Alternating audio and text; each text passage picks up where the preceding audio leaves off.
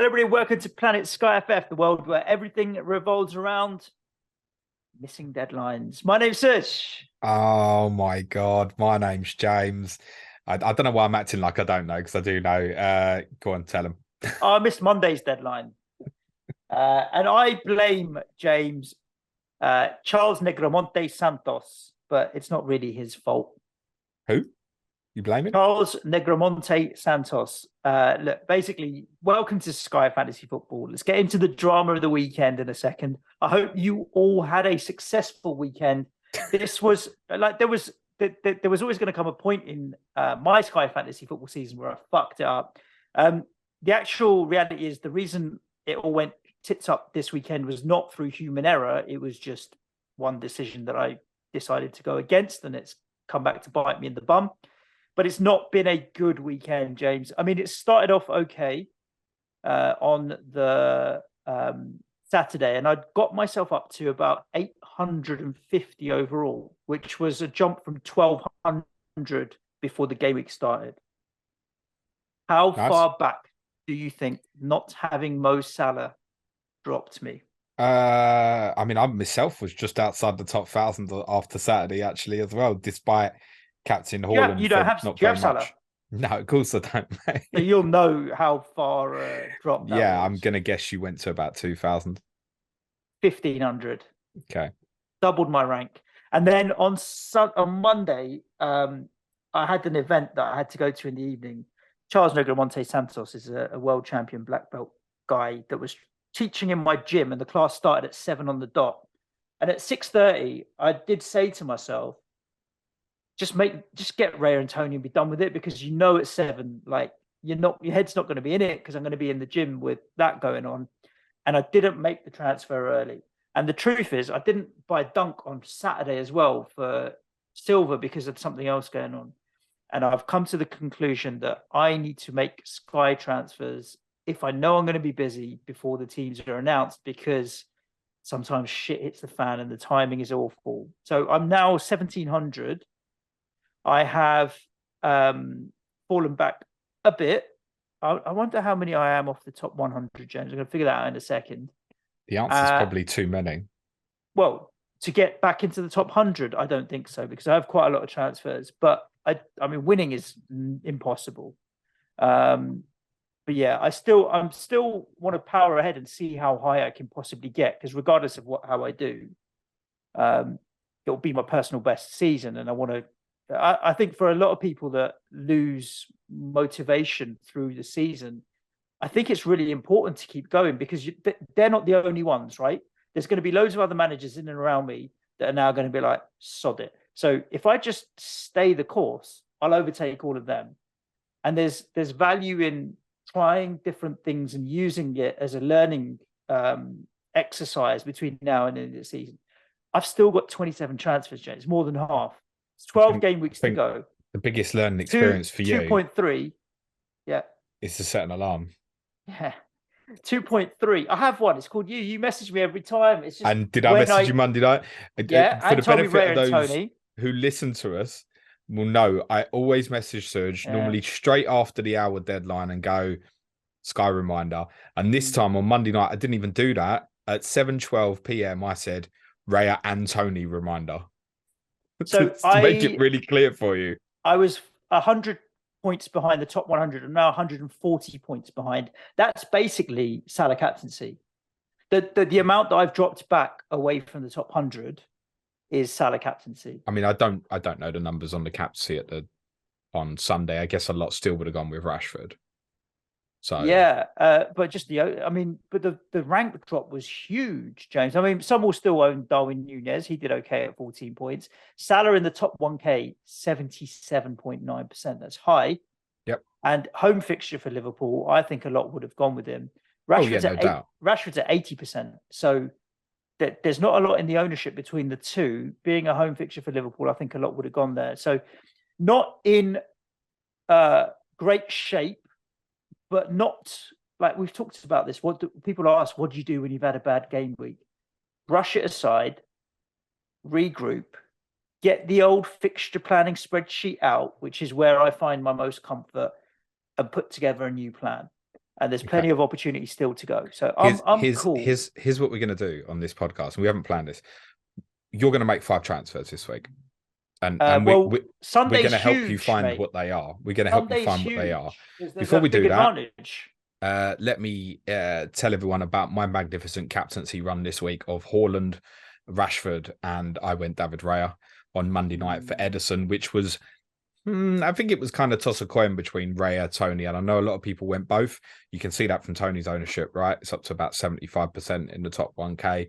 I decided not to make the Haaland Tony move. I might be going Ollie Watkins maybe on Sunday. I decided to give myself a little bit of extra breathing space on that, knowing that actually I would be quite comfortable to captain Raya over Tony.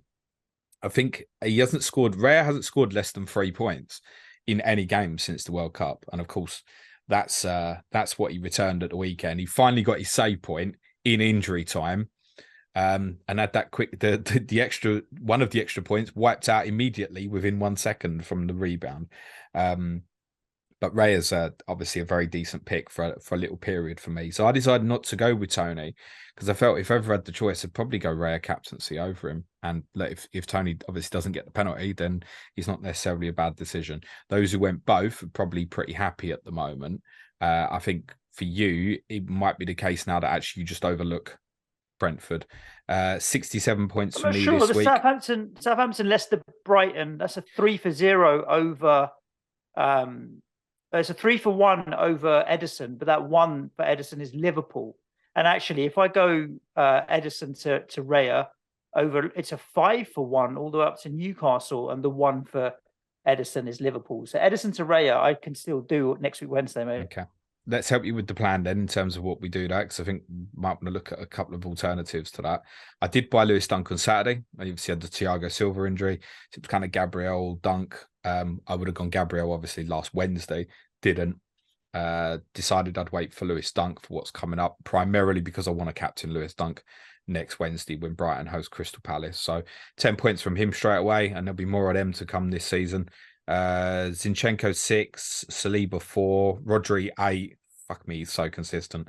Odegaard 7. That's my bad week. 67 points, down to sort of 2,700.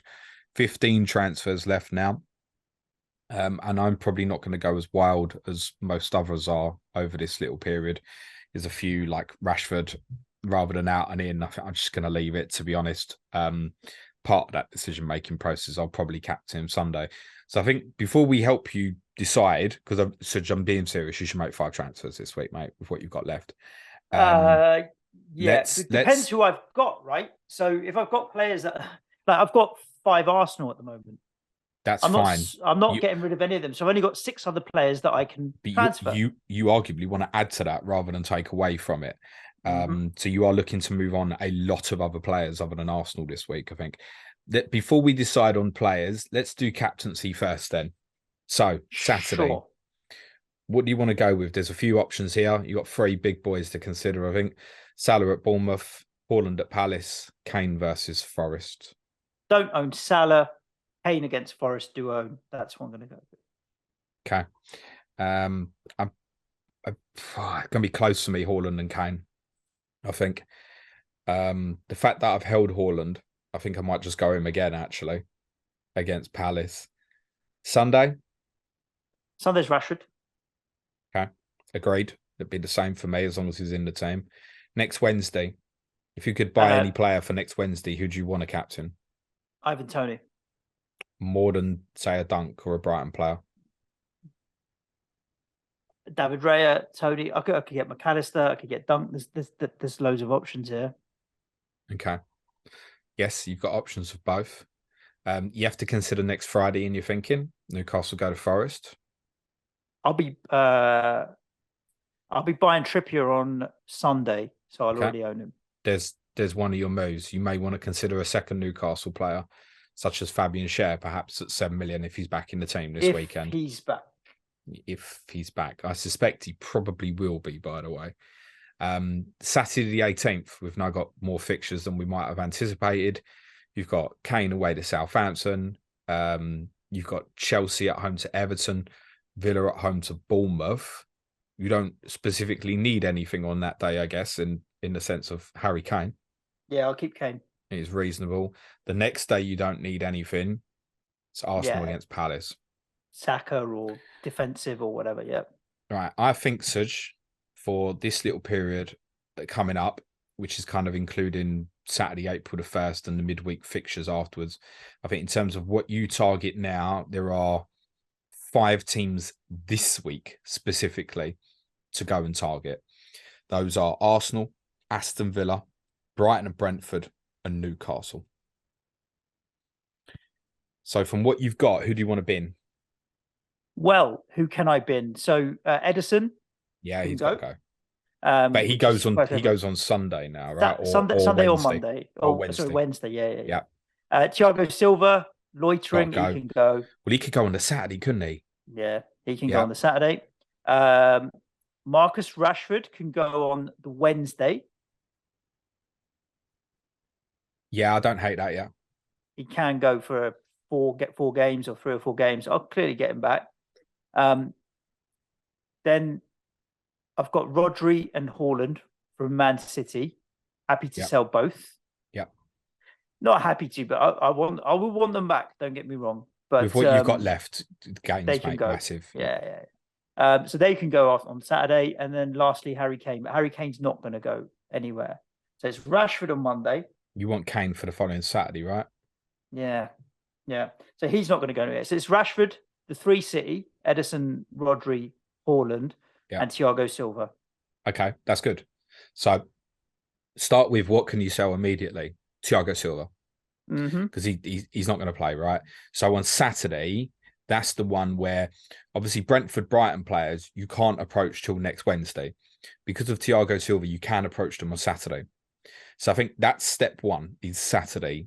Bin Thiago Silva, buy whatever you want from Tony or any number of Brighton players. And to be honest with you, Serge, I think the majority of the Brighton squad should be considered. I was looking just cheeky one for you, James. Go on.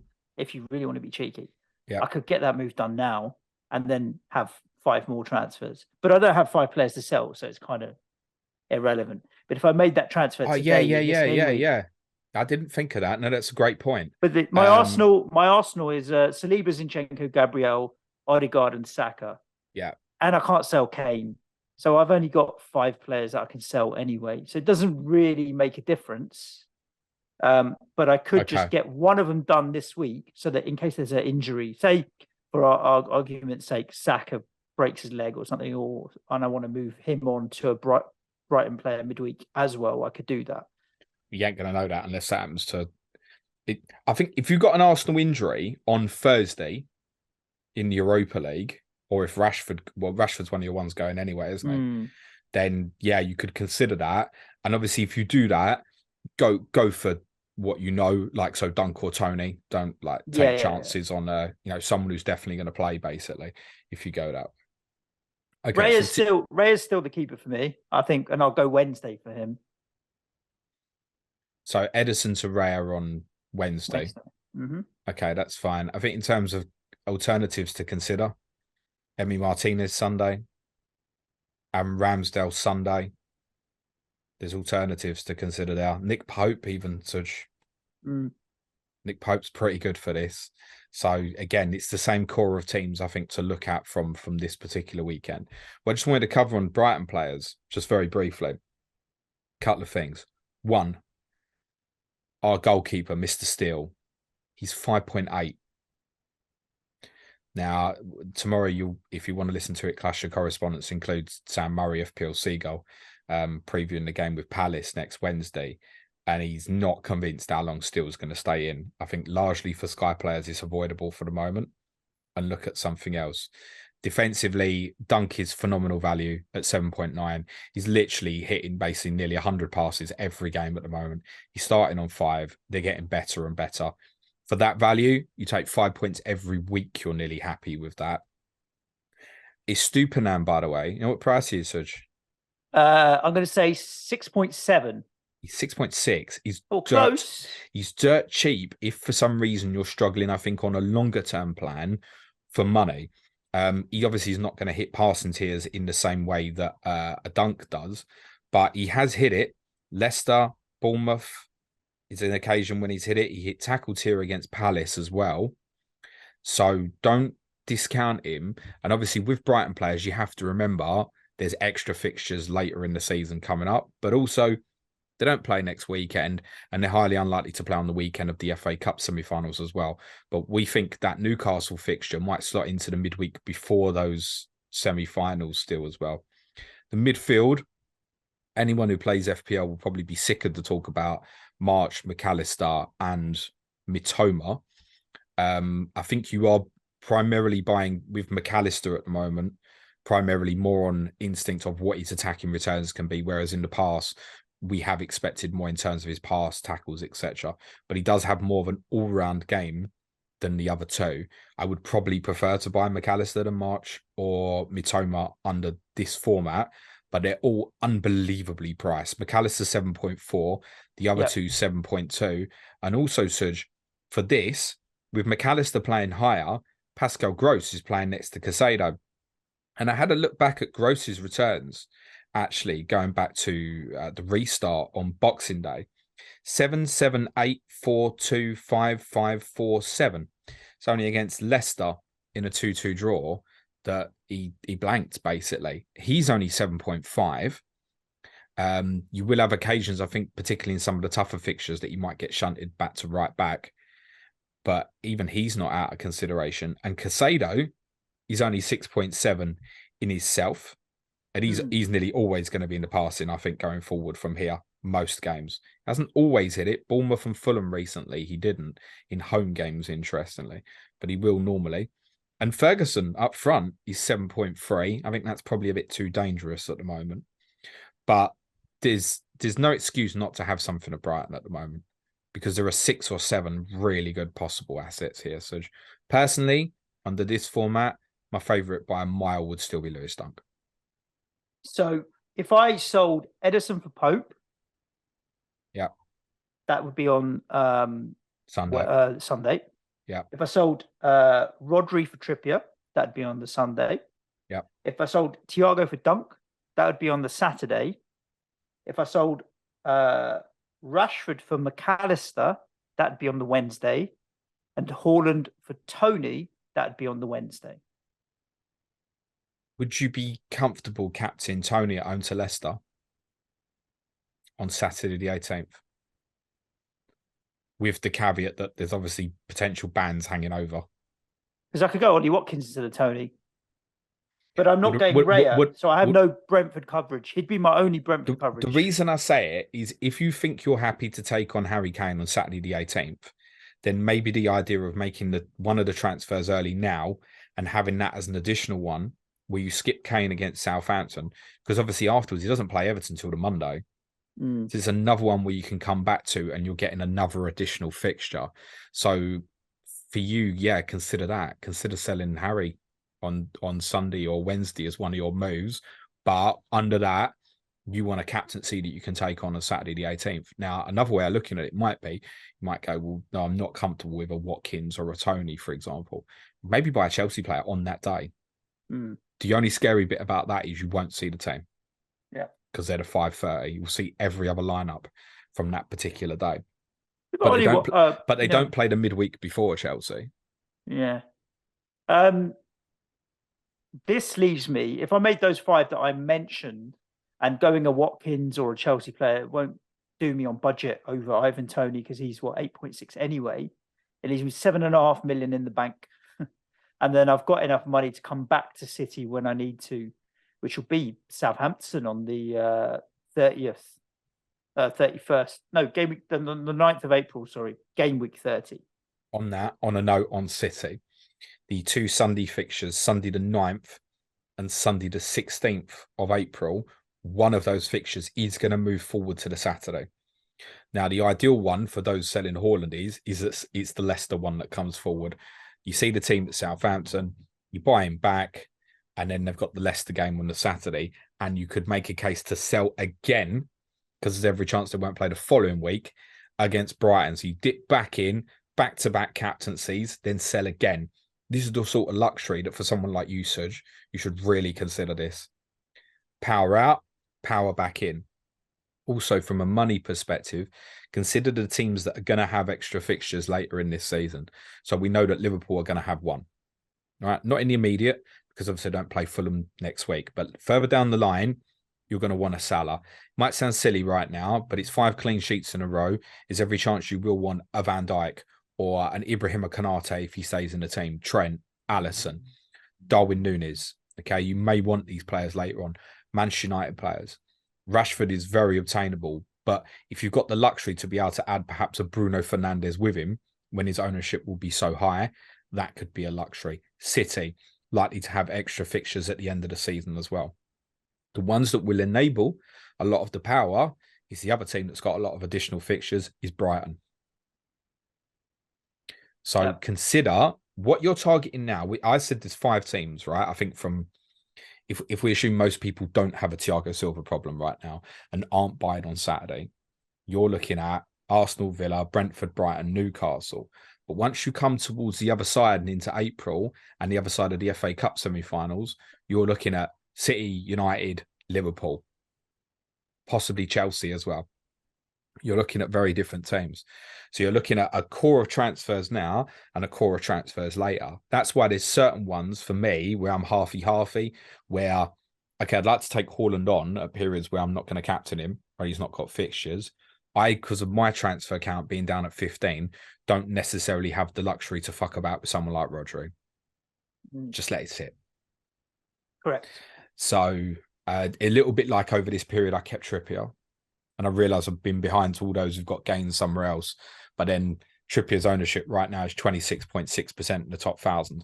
It won't be that come kickoff on Sunday. They are the later kickoff, but you always know with him he's going to play. And the beauty of these teams as well in terms of the additional targets, 4 of them, Villa, Brentford, Brighton and Newcastle, all have additional fixtures in that midweek period in April as well. The one that doesn't is Arsenal. But Arsenal go first Saturday, April the 1st, and it's highly likely they don't play Liverpool to the following Sunday. So coming off Arsenal, Sunday the 2nd, going back to Rashford will be one for you, for example. And then added in, I think, Leicester, another team that could be quite important at that period. There's 2 captaincies I can see for Leicester, not just the Monday night against Everton on May the 1st. Also, Tuesday the 25th of April is a date you need to keep in your mind. There are 4 fixtures that night. They're all a bit shit. Leicester and Villa have probably got the best of it, which is why I'd also consider someone like Ollie Watkins, Suj. And I'll give you an example of why Watkins, I think, is a real likely for me. So you've got the West Ham fixture, possible captaincy for me Saturday the 18th against Bournemouth. Chelsea, April the 1st is not brilliant. Leicester, Tuesday the 4th. That's a competitive captaincy night with Chelsea, Liverpool playing each other. To be honest, right now, my idea would be just captain Lewis Dunk against Bournemouth, to be totally honest. Then they play Forest on the Saturday the 8th. That's also a decent fixture and arguably competitive against a Rashford or a Kane. Rashford's fixture could move, but if Rashford's fixture move, Haaland's will go in there. They're the 2 likely fixtures that will most likely switch on April the 8th and April the 9th. But if it doesn't work for me to get back to Haaland, let's say the City game with Southampton is Saturday the 8th, and then my entry point to him is bad, right? Because they're April the 1st against Liverpool, April the 8th against Southampton, and I'm waiting the extra week for the Sunday fixture against Leicester. Considering at that point that City probably won't play Brighton the following week, and they don't play Arsenal until the Wednesday, then I could just keep Watkins for longer. Because the one thing with the Haaland dates are, irrespective of what happens with his fixtures, the 3 fixtures after the international breaks, there are competitive people that you can take him on with. So on April the 1st, you've got obviously Arsenal players at home to Leeds.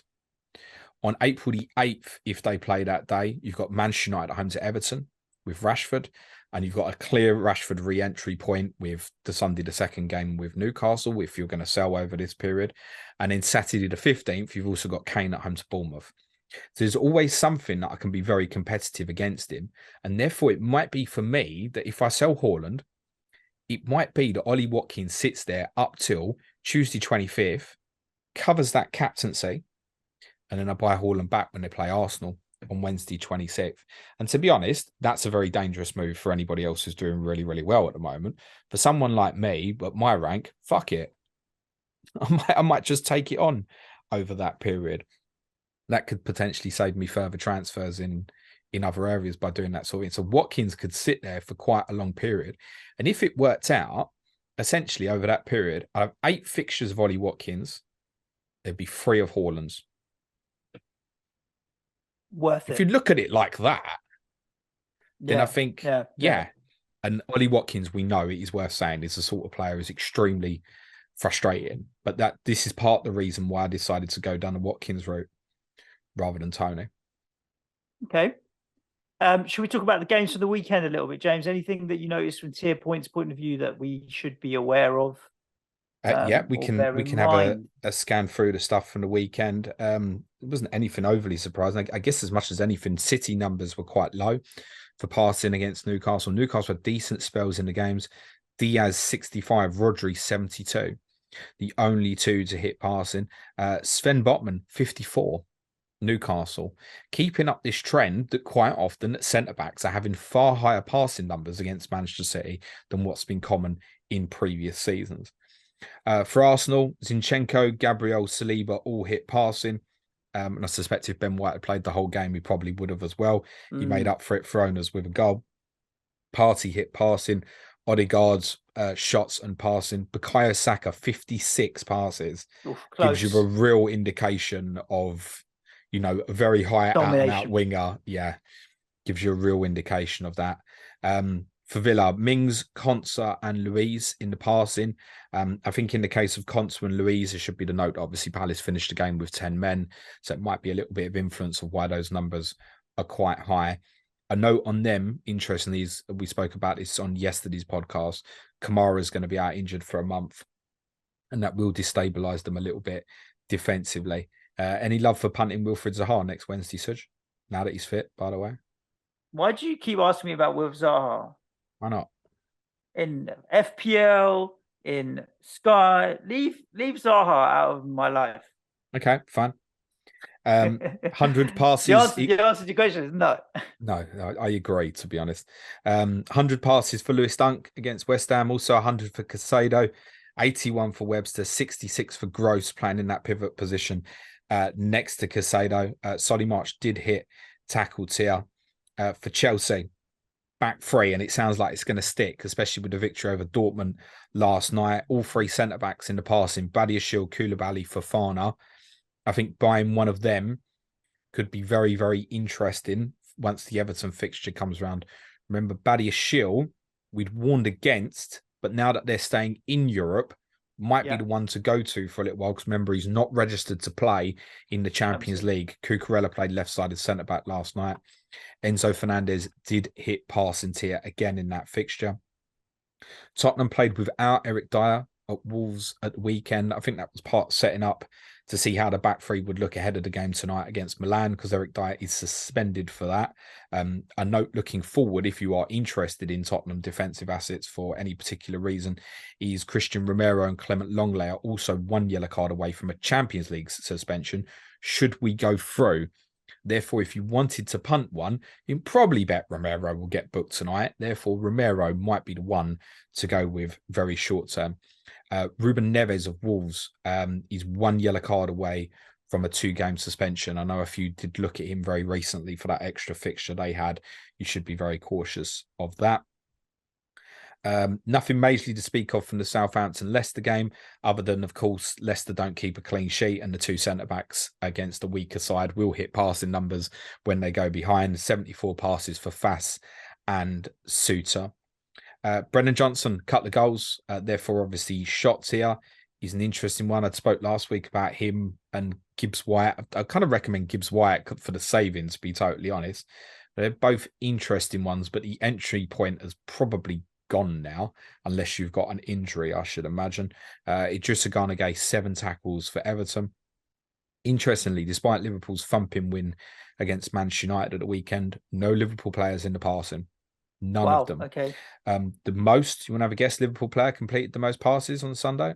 Van Dijk is always I don't know. Harvey Elliott. Elliott. Yeah. Oh, You close cheating, aren't guess. you? You cheating. No, it's just a random guess. Because I would have said something like, was Thiago playing or who was playing Henderson or something in midfield? But I thought, let's go with Harvey Elliott. Harvey Elliott. Liverpool, of course, have an excellent fixture against Bournemouth this weekend. For those who've got, I think for many people who have certainly have luxuries, should sell. If you'd have been sitting there with Salah, I'd say get the gain on this. They come back to Manchester City, re-enter it Tuesday the 4th against Chelsea, or even better, wait till Sunday the 9th of April, or even better still, the Monday night fixture against Leeds is extremely likely to stay on the Monday night unless Liverpool can reverse that 5-2 deficit against Real Madrid in the Champions League. Raya, Tony, and Pinnock, the only 3 Brentford players in tears from the Monday Night Football. Pinnock was tackled tears. It was saved to again for Bernd Leno, who's performed very well this season. Another goal for Mana Solomon. Fulham do not have the fixture schedule. They just don't have the schedule from a Sky perspective to even be looking at them remotely at the moment. And to be honest, if you had a Fulham asset at the moment, which some of you may still have, like a Tim Ream sitting there or Mitrovic, I presume Paulinho should be gone. Then to be honest, I'd advise to move that on to something on Wednesday night after they play Arsenal. Sound. That's pretty cool.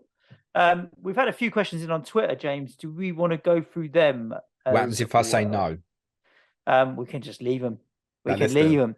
Michael Haaland, who is not Erling's brother, James. Okay, that's good. He's added that as a PS in this I'd version. probably claim that, to be fair. It's spelt differently. So he's 1 point ahead in his mini league with 6 transfers remaining. Should I just play the safe captaincy every week? 6 transfers remaining. That's it. Yeah. He's only got 6 transfers left. Sorry. I read it incorrectly. I'm 1 point ahead in my mini league with 6 transfers more, comma. Should I just play the safe captaincy every week? So 6 transfers, I read that now as 6 transfers more than the person who's second, as opposed to 6 more transfers. What is that, though? Like, I genuinely think most people got Haaland should really consider selling him this week. Yeah. I mean, look, Liverpool at home, right? If once you land there, can you captain him? Of course you can. You can captain this bloke in any game. That's fairly obvious. But I think there'll be a massive temptation to take him on and go an Arsenal player against Leeds. And there's just so many additional fixtures around this period. So you're going to miss the Liverpool game. There's definitely an entry point to come back. If it's a week later than you'd imagined, okay, fine. To be honest, even if you shat yourself about the Southampton game, fine, it's Erling Haaland. Just buy him back on the Saturday. Like, if you're going to captain him and you're desperate to do it, then do it. But there will be a massive alternative with Rashford at home to Everton, and you'll see the United team that day as well. No guarantee that Haaland would even play at Southampton ahead of a Champions League fixture, although I would suspect with a free midweek beforehand, 95%, yes, he would. But I think to answer the question, that's one where what you're going to do, you're going to keep him just because he'll probably still remain the most popular captain against Liverpool on April the 1st if the ownership's still there. No, I think let's take it on. I mean, from other perspectives, I think things like maybe Saturday the 18th of March, yeah, fine. Probably just captain Harry Kane at Southampton rather than, maybe going to Watkins or a Chelsea defender or something, even though they might look better. Yeah, probably still go Harry. Newcastle Friday 17th, it's a defensive player, isn't it? Arsenal against Palace Sunday 19th, straightforward. I think Wednesday the 15th, you'd make a case now that you'll probably get more split amongst Brighton ownership than what you've got, say, Brentford. So if you want to go really safe that night, then yeah, sure. Tony at Southampton rather than a Brentford player against Crystal Palace. Lewis Dunk's ownership in the top 1,000 is 7.2%. That's nothing. Well, of course it isn't. It's also been that there's been difficult entry points for many people. If Thiago Silva hadn't got injured, he wouldn't be sitting in my team right now, right? Yeah. And I think quite rightly for many people, they went, shit, he's injured. I'll buy another Arsenal player or a Liverpool player on that Wednesday night against Wolves. Perfectly understandable. So it might be that he stays low for a while. Therefore, maybe you don't need to worry about that so much. But yeah, to answer your question, if that's your main priority is protecting your position in a mini league versus one opponent, the answer is yes. If that's your priority, yeah. Go take the Paul McAnulty route. Where is he this week, Paul? Was he first yet? I haven't listened yet. He's 7th. Because I didn't want to know if he had Salah or not. And if he had Salah, then it's game over. He's 7th and 14th. And I know Fergie's doing great as well, isn't he? Top 100. 35th, I think, Fergie. Just having a quick scan through. Well done, them boys. SkyFF, Mr. Boring. Has James actually got any transfers left? Well, we know now 15. So, yes. Darren, any advice on gaining some mini league ranks? Just what you said. Attack now. Yeah. Attack now. Don't let, I mean, even I, with my count, I can't let everything go this week. So it might be, because I've got Trippier, it might be that I'd just go say Watkins this week. That might be it. But I think for many other people, this really should be just an attack period. And there'll be a lot of people going, I ain't going Watkins, I'm going other players. That's absolutely perfectly fine. There's loads. And like I said, I think those 5 teams should be attacked over this week for people, especially usage, them transfer. Even Arsenal. Like you say, oh, I've got 5 Arsenal. Like if you think, oh, we're talking about Watkins, fine. Go another Arsenal player, move it to Rashford Sunday the 2nd, then come on to Chelsea, Liverpool Tuesday the 4th, for example. Yep. Ian Paris and Leicester on that day, Tuesday the 4th. That really might have to be the entry point for Leicester. Just to note that if you want Leicester for captaincy Tuesday 25th, your entry point probably needs to be Tuesday the 4th, unless the fixture with City remains on that Sunday, on Sunday 16th. But then that feels like a shitty time to go in and invest. I'm going to go and buy Maddison, Iheanacho, because they're playing Man City. That don't feel right. Ian Parrin is close to the equator, but he's still finding the time to tune in and send a question. So thank you. He's so Ian's cheating. He's using the VPN, is he? Brazil and French Guyana. What percentage of your remaining transfers have you got booked in for March and April? And how many you keep back for the 4-game week run-in? I'll probably keep back between 6 and 8 for the run-in. So I'll be using 18, 19 in the next few weeks. I'm not sure is the honest answer. I'll be very, very honest, because my position's not particularly mattering in terms of my rank or my transfers left. Do I have a full detailed plan? No, can't be asked to put the brain work into it because it just doesn't matter enough. But I have a vague idea of things I want to do. Now, as I said, it's not going to be as many transfers for me over this period as it should be for many others, I think. But there are certain players that I definitely want to target. I will highly likely buy Watkins on Sunday. I think James Maddison could come in for me personally as early as Saturday the 18th. It might be I decide to attack a Chelsea player on that day as well. Might be a little less conventional going in on a Saturday, but with other teams blanking, that might be what I decide to do as an attack approach. So what I would say is the actual team I've got now, if it wasn't for swings in fixtures, I'd be pretty happy with what I've got. It's just a shame that I wasn't in this position 3-4 months ago. Like, I'm happy with the team. So that's another reason why I probably won't go thumping around things too much.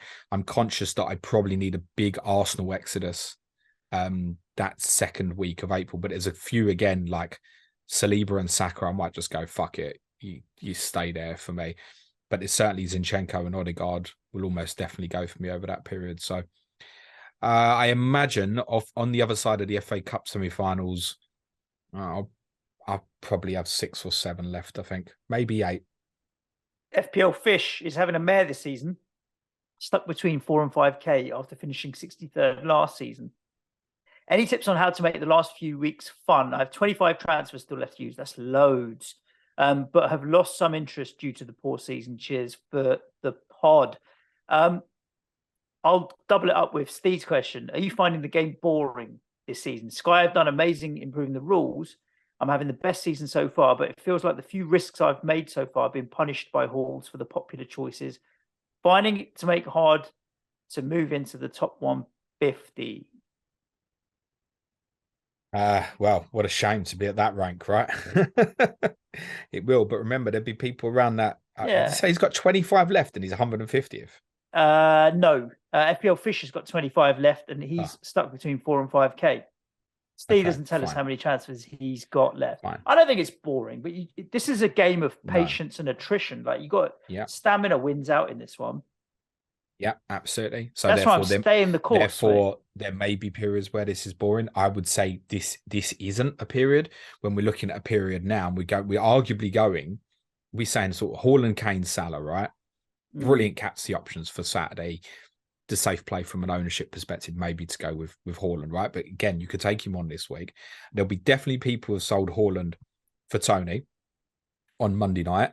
His ownership's still 96.4%. When we sit in next week, I'd be interested to see if it dips quite a bit, because there is a massive case to say, sell him, take him on.